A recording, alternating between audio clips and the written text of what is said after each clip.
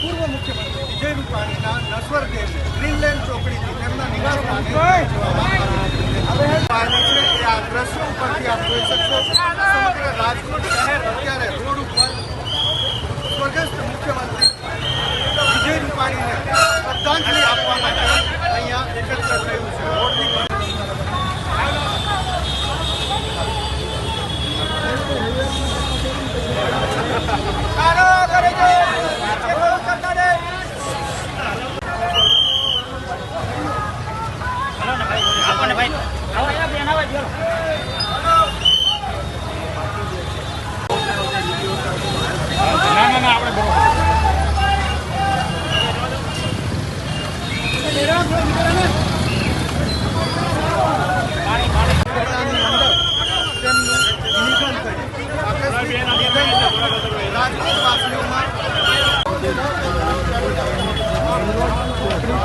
તેમના નિવાસસ્થાન તરફ લઈ જવામાં આવી રહ્યા